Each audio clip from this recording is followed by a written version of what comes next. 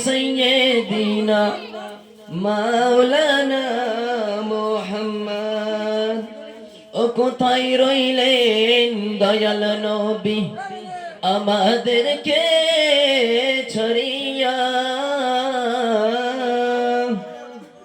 আপনার তিমুমদ কান্দে নবী নবী বলিয়া জোরে জোরে আল্লাহুম্মা সাল্লি আলা সাইয়্যিদিনা মাওলানা মুহাম্মদ ওয়া আলা আলি সাইয়্যিদিনা মাওলানা মুহাম্মদ ও নবী নবী কানে শুনি আর চোখে দেখিলাম না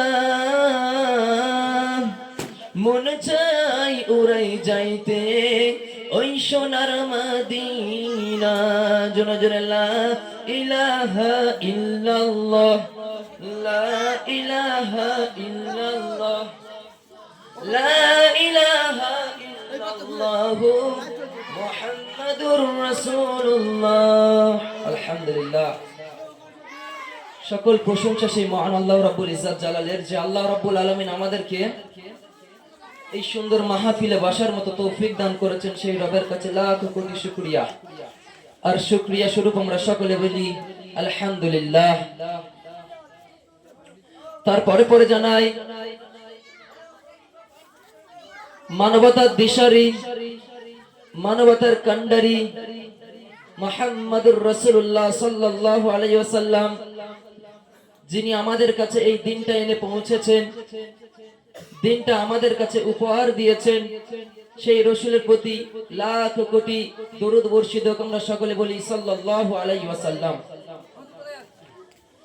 আমি যখনই বক্তৃতা করি বা কোনো কিছু বলি তার পয়েন্টটাকে বলে রাখি আজকের আমার মূল কথা হবে একটা সাহাবীর নিয়ে সাহাবীর নাম হলো জুলাইবিব রাদিয়াল্লাহু তাআলা আন আজকের জাতা সাহাবীর কথা বলবো না কোন হাইফাই সাহাবীর কথা বলবো না হযরত আবু বকর সিদ্দিক রাদিয়াল্লাহু তাআলা আন তার কথা নয় একদম গরীব সাহাবী একজন নাম জুলাইবিব রাদিয়াল্লাহু তাআলা আমার অল্প সংক্ষেপ টাইম চেষ্টা করব ইনশাআল্লাহ আপনাদের কাছে যতটুকু পারি এই সাহাবীর ভালোবাসা রাসূলের প্রতি কেমন ভালোবাসা ছিল সেটা তুলে ধরা আমা তাওফিক ইল্লা বিল্লাহ আল্লাহ রাব্বুল আলামিন আমাকে বলার মতো তৌফিক দান করুন হযরত জুলাইবিব রাদিয়াল্লাহু তাআলা ছিলেন মদিনার জমিনের সবথেকে গরীব একজন সাহাবী গরীব সাহাবীরা আচ্ছা তার আগে বলি ভাইরা একটু এখানে বসে পড়লে অনেক ভালো হয় ভাইরা একটু বসে পড়েন ভাই যে যেখানে আসেন চলে আসেন আমাদের বক্তা চলে এসেছে একটু চলে আসেন সকলে তবেই তো এই মাহফিলটা কায়েম হবে তাই না তবেই তো কামিয়াব হবে যদি আমরা যে যার ঘরে বসে থাকি তো আমরা এই মাহফিল দেওয়ার কি মানে আমরা চলে আসি জি যে কথা বলছিলাম হযরত জুলাইবিব রাদিয়াল্লাহু তাআলা কেমন ভালোবাসতেন রাসূলকে আর আমি আর আপনি কেমন ভালোবাসি এইটা একটু জাজ করবেন নিজেরা আমি কখনো কাউকে কটাক্ষ করে কথা বলি না যে আমরা রাসূলকে মহব্বত করতে পারি না আমি কখনো কটাক্ষ করে বলি না আমরা দ্বীনের উপর চলতে পারি না আমি কথা বলবো আপনারা মিলিয়ে নেবেন যে আমরা সত্যি রাসূলকে ভালোবাসি আমরা আশিকে রাসূল আমরা কি সত্যি কি আল্লাহর দ্বীনকে ভালোবাসি নিজেরা নিজেদের ব্রেনে প্রশ্ন করবেন আর নিজে উত্তর পেয়ে যাবেন ইনশাআল্লাহ তাআলা আজিজ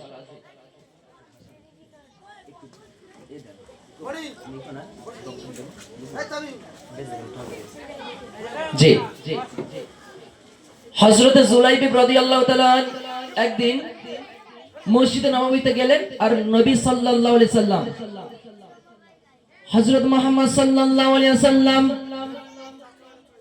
মসজিদে নববীতে বসে আছেন দুনিয়ার জমিনে অন্য কোন মানুষ আজকে তাকরার করে নাই দুনিয়ার কোন মানুষ আজকের বয়ান বক্তব্য করে নাই স্বয়ং আল্লাহর নবী মুহাম্মদুর রাসূলুল্লাহ সাল্লাল্লাহু আলাইহি ওয়াসাল্লাম মসজিদে নববীতে বসে আছেন আর সেখানে বসে বসে তাকরার করছেন সাহাবীদেরকে নসিহত করছেন এমন ভাবে সাহাবীদেরকে যখন নসিহত করছেন, ওয়াজ মাহফিল করছেন, কোরআনুল কারীমের তাফসীর করছেন, এমন ভাবে সঙ্গে সঙ্গে মসজিদ নববীর একটা কোণে এক সাহাবীর দেখা পেয়ে গেল। সাহাবীকে ডেকে ডেকে বলে, ও সাহাবী এদিকে চলে আসো, চলে আসো। সাহাবীর ডান হাতটা এইভাবে ধরলো আর ডেকে ডেকে বলে, ও সাহাবীরা শোনো শোনো, এই সাহাবীকে কেউ চেনো কিনা? আতারিফুহু, এই সাহাবীকে কেউ চেনো কিনা? আর সাহাবীরা ডাক দিয়ে বলেন, ও নবীজি, না না না, লা না, কখনো না, এই সাহাবীকে আমরা চিনি না। সাহাবীকে আমরা চিনি না। কোন সাহাবী? আমার রাসূল ডেকে ডেকে বলে, এই সাহাবীকে চেনো তোমরা? যখন ডেকে বলে যে সাহাবীকে চেনো, বলে না আমি চিনি না, আমরা চিনি না। কারণ জুলাইবিব তো গরীব ছিল, জুলাইবিবের পরার মতো স্যান্ডেল ছিল না, জুলাইবিবের পরার মতো নিজের গায়ের পোশাক ছিল না, জুলাইবিবের পরার মতো ভালো ড্রেস ছিল না, থাকার মতো ঘর ছিল না। একজন ভিক্ষুক সাহাবী, তার খবর কে রাখবে? কেউ রাখেনি তার খবর। তাই সাহাবীরা বলে, ইয়া রাসূলুল্লাহ, তার চিনি না। আমার রাসূলুল্লাহ ওখানে ডাক দিয়ে বলেন, আইনা জুলাইবিব, এ হলো আমার জুলাইবিব। এমন ভাবে জুলাইবিবকে প্রশ্ন করেন, জুলাইবিব রে, তুমি কি বিয়ে করেছো নাকি? জুলাইবিব বলে, ইয়া রাসূলুল্লাহ, ইয়া হাবিবাল্লাহ, আমি বিয়ে করি নাই, করি নাই। আমার কে মদিনার জমিনে কে মেয়ে দেবে? আমার দেখতে কুৎসিত, আমার দেখতে কালো, আমি হলাম বেটে, আমার গায়ের রং কালো কুচকুচে কুচকুচে, আমার টাকা পয়সা নেই, আমার পড়ার মতো কোনো কিছু নেই, খাওয়ার মতো কোনো কিছু নেই। এমন ভাবে হাদিসের ভেতরে চলে এসেছে, ওই সাহাবীর যে একটু পানি খাবে, পানি খাওয়ার গ্লাস পর্যন্ত ছিল না। সেই সাহাবীর পানি খাবে তার গ্লাস পর্যন্ত ছিল না, এত গরিব সাহাবী ছিল। কিন্তু সেই গরিব সাহাবীর ভালোবাসা কেমন, এইটা একটু বলবো আমি। আমরা তো বলি রাসূলকে ভালোবাসি, আমরা বলি রাসূলকে মহব্বত করি, দাঁড়িয়ে পেশাব করি। আমরা বলি রাসূলকে ভালোবাসি, আমরা দাঁড়িয়ে চেঁচে জুম্মাবার নামাজে চলে যাই। আমরা বলি রাসূলকে মহব্বত করি, বাপ মার ভাত দেই না। আমরা বলি রাসূলকে মহব্বত করি, আমরা নামাজের ধারে কাছে যাই না। আমরা বলি রাসূলকে মহব্বত করি। কোথা থেকে মহব্বত করো বাবা? এই মহব্বত সেই মহব্বতের জায়গা আনতে হবে। কেমন ছিল গরিব সাহাবী? সাহাবী কেমন ছিল? আমি বলি সাহাবী ছিল এমন যে মুহাম্মদকে ভালোবাসতো, গরিব কোনো কিছু দেখে না রাসূলুল্লাহ সাল্লাল্লাহু আলাইহি ওয়াসাল্লাম। আল্লাহর নবী বলেন, তুমি বিয়ে করেছো? বলে না, আমার তো খাওয়ার মতো কিছু নেই, তো বিয়ে করবো কেমনে? রাসূলুল্লাহ প্রথম দিন ছেড়ে দিল, দ্বিতীয় দিন আবার আসলো মসজিদে নববীতে। রাসূলুল্লাহ সাল্লাল্লাহু আলাইহি সাল্লাম তাকরার করছেন, অর্থাৎ বয়ান বক্তব্য করছেন। মাঝখানে আবার বললেন যে সাহাবী এদিকে আসো। আবার সাহাবীদেরকে ডেকে বলেন, সাহাবী একে চেনো? বলে, ইয়া রাসূলুল্লাহ, না, সাহাবীকে চিনি না। যখন এমন বলল, রাসূলুল্লাহ আবার ডেকে বলল, আইনা জুলাইবিব, এ হলো আমার জুলাইবিব। আবার ছেড়ে দিল, বিয়ে করেছো? ইয়া রাসূলুল্লাহ, গতকাল তো বললাম, কিভাবে বিয়ে করব? আবার পরের দিন চলে গেল। 3 নম্বর দিনে যখন চলে আসলো, এমন ভাবে আল্লাহর নবী ডাক দিয়ে বলেন, ও জুলাইবিব এদিকে আসো।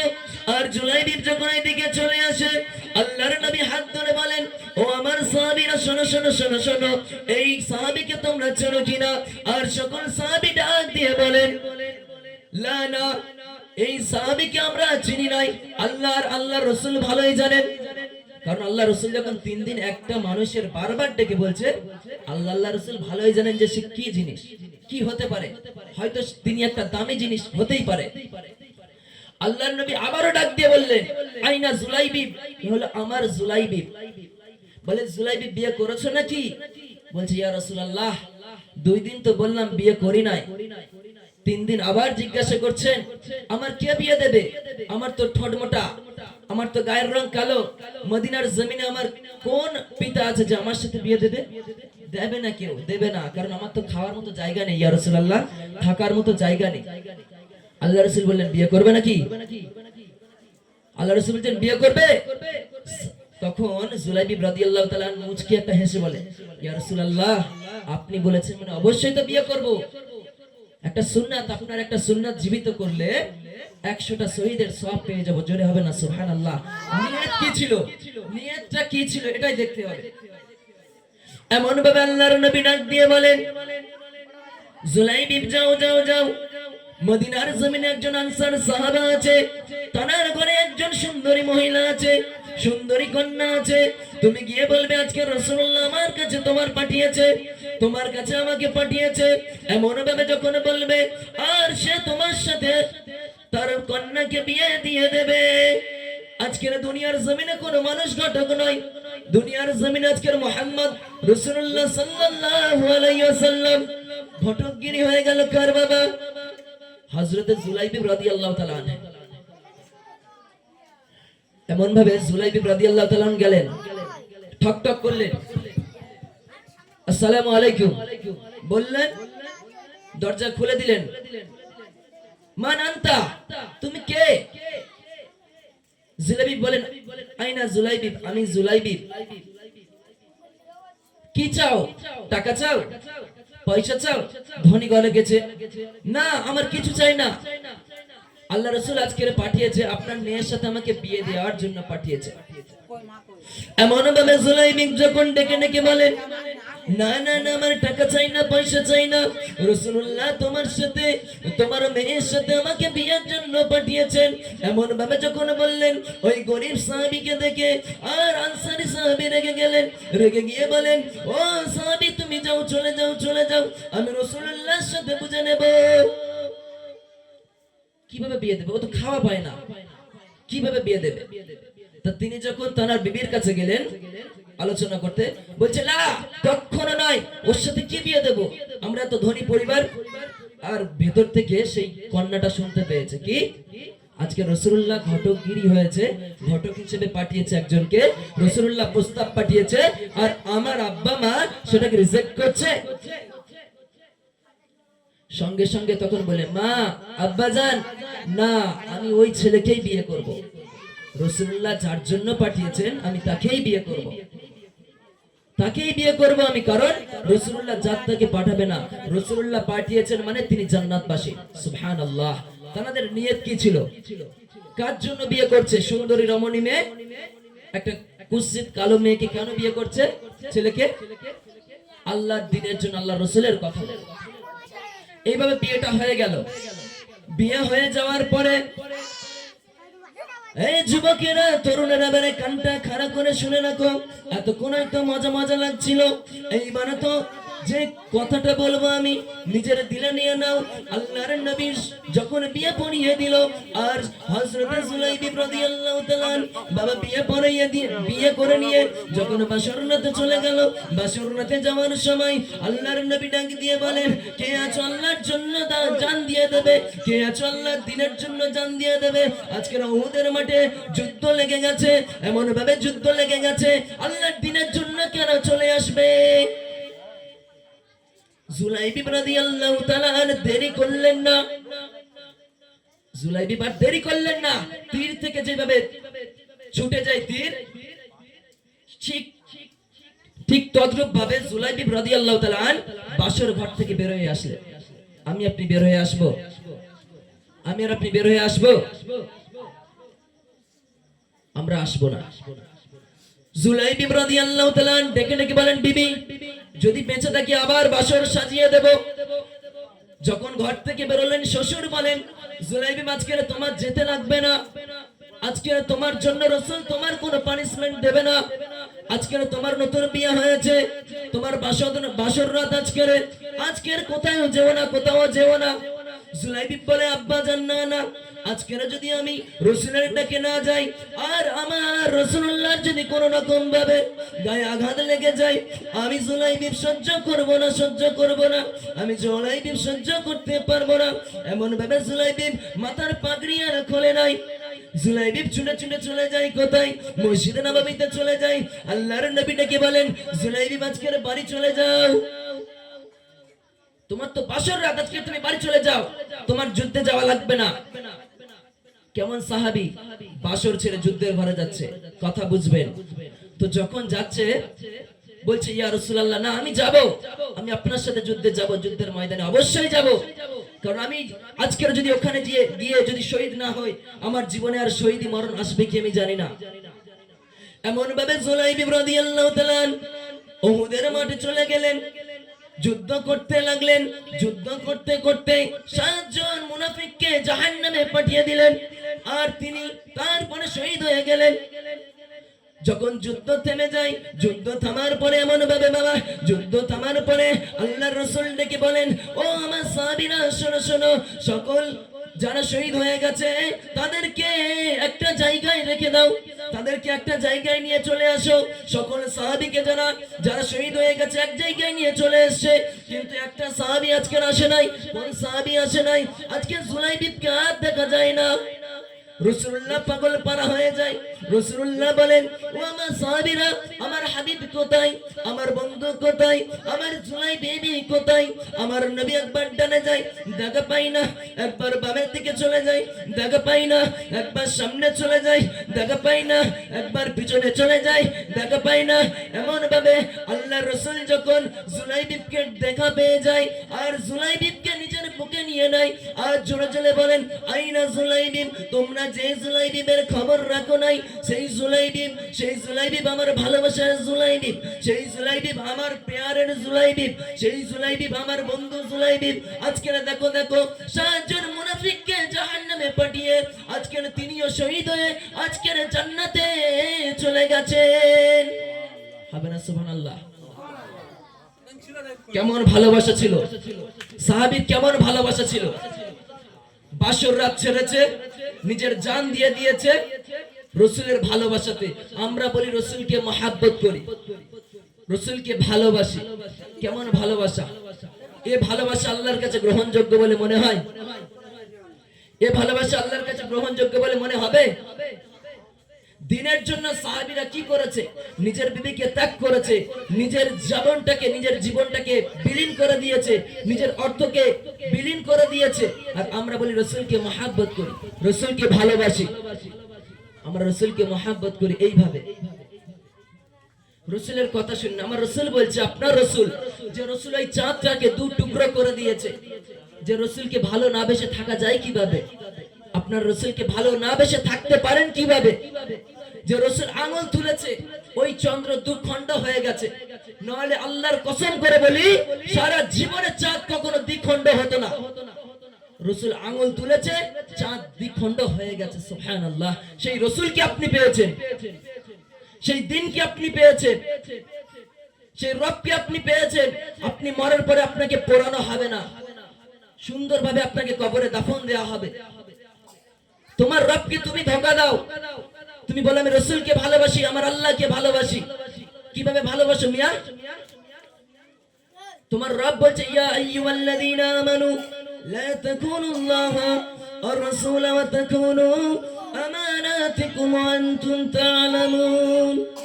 আল্লাহ রাব্বুল আলামিন সূরা আনফালের 28 নম্বর আয়াতে আল্লাহ রাব্বুল আলামিন ডাক দিয়ে বলেন, ও আমার ঈমানদার বান্দারা, এখানে আল্লাহ রাব্বুল আলামিন কোন মুশরিককে ডাকে নাই, কোন মুনাফিককে ডাকে নাই, কোন মুশরিককে, মুনাফিককে, কাফেরকে ডাকে নাই। আমার আল্লাহ রাব্বুল আলামিন বলে, ইয়া আইয়ুহাল্লাযীনা আমানু, হে ঈমানদারগণ, হে মুত্তাকিগণ, হে পরহেজগারগণ, হে মুমিনগণ, শোনো শোনো, তুমি তোমার রবের সাথে, তোমার রাসূলের সাথে আমানত খেয়ানত করো না। দেখেন আমরা কেমন আমানত খেয়ানত করি আল্লাহ রাসূলের। শুধু মনে করি আমরা টাকা দিলে আমানত, এটা আমানত শুধু না। আল্লাহ বলেছে, ওয়া আকিমিস সালাহ, নামাজ আদায় করো, এটা আমানত। আল্লাহ কথা দিয়েছে তোমাকে রাখতেই হবে। তুমি তো কথা বলেছিলে, ক্বালু বালা, কোরআনের আয়াতে তুমিই বলেছিলে আল্লাহ দুনিয়ার জমিনে গিয়ে তোমার ইবাদত করব। আল্লাহ আরো বলেছিল দুনিয়াতে গিয়ে আমার ইবাদত করবে। আপনি বলেছিলেন সাইদনা ক্বালু বালা, আল্লাহ রাব্বুল ইজ্জাত দুনিয়ার জমিনে তোমার এই ইবাদত করব। আর দুনিয়ার জমিনে এসে আল্লাহর সাথে নাফরমানি করতে ব্যস্ত হয়ে গেছো। দুনিয়ার জমিনে এসে আল্লাহর সাথে নাফরমানি করতে ব্যস্ত হয়ে গেছো। আর বলো রাসূলকে মহব্বত করি। রাসূলকে মহব্বত কিভাবে করতে হবে আপনার রাসূল শিখিয়ে দিয়েছে।